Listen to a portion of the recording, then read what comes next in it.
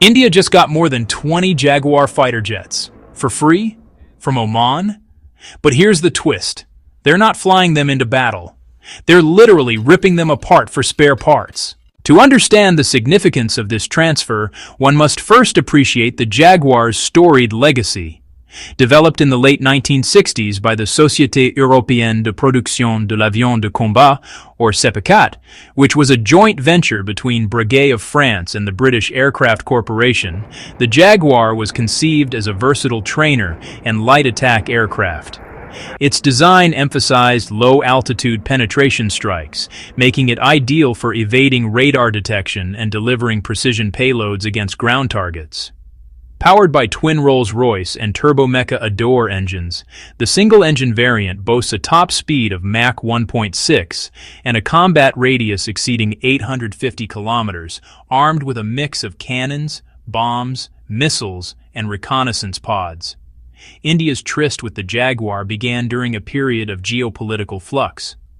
In the mid-1970s, amid tensions with Pakistan and the aftermath of the 1971 war, the Indian Air Force sought a robust ground attack platform to replace aging Hawker hunters. The first batch of 40 Jaguars arrived in 1979, assembled under license at Hindustan Aeronautics Limited in Bengaluru.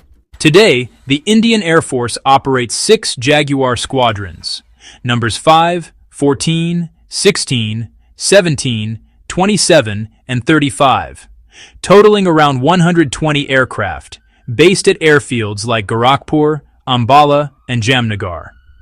Upgrades like the Darren 3 avionics suite, integrated in the 2010s, have modernized cockpits with glass displays, GPS navigation, and compatibility for beyond visual range missiles such as the Astra. Yet, these enhancements mask underlying frailties. The fleet's average age hovers at 40 years, with airframes fatigued from decades of rigorous service. Production lines closed in the 1980s, leaving no new builds and a dwindling global pool of spares.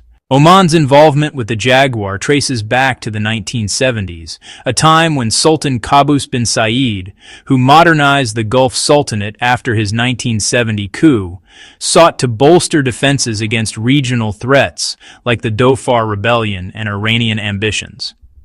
In 1977, the RAFO acquired 24 ex-RAF Jaguars, 12 single-seaters and 12 two-seaters, as a cost-effective way to build strike capabilities. These aircraft, upgraded with Omani-specific modifications, served reliably in training and maritime patrol roles, patrolling the Strait of Hormuz and supporting joint exercises with Western allies. By the 2020s, however, Oman's Jaguars face the same inexorable decline as their global counterparts. The RAFO's modernization drive, fueled by oil revenues and partnerships with the US and UK, prioritized 4th and 5th generation fighters like the Eurofighter Typhoon, inducted in 2012, and F-16s. Spare parts scarcity, exacerbated by the end of SEPECAT support, rendered maintenance uneconomical. Reports indicate Oman's fleet had dwindled to operational levels below 20 by 2025, with many grounded due to component shortages. Retiring them wasn't just pragmatic, it aligned with Oman's Vision 2040 strategy, emphasizing high-tech, networked warfare over legacy platforms. For India, the Jaguar's woes are emblematic of broader IAF challenges.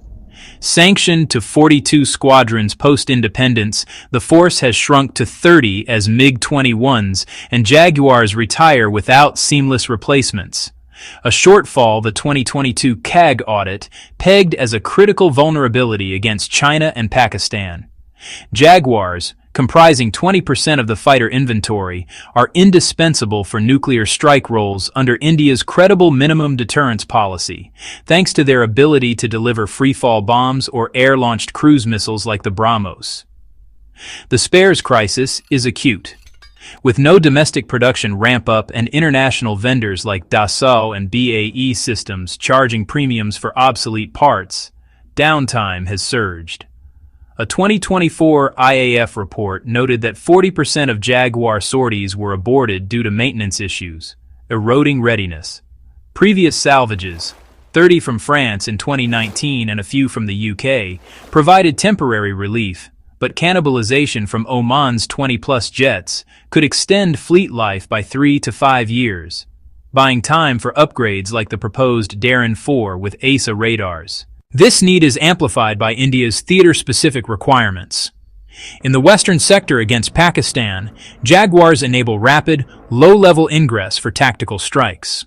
Against China in the east, their range supports standoff attacks from Ladakh bases.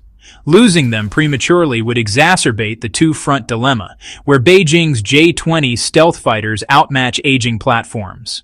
In conclusion, Oman's Jaguar transfer isn't a windfall of combat power, but a savvy spares lifeline, born of mutual interests in a volatile region. It exemplifies how legacy assets, once symbols of might, now serve as diplomatic currency. For India, it's a reminder of the perils of procurement delays. For Oman, a nod to enduring alliances.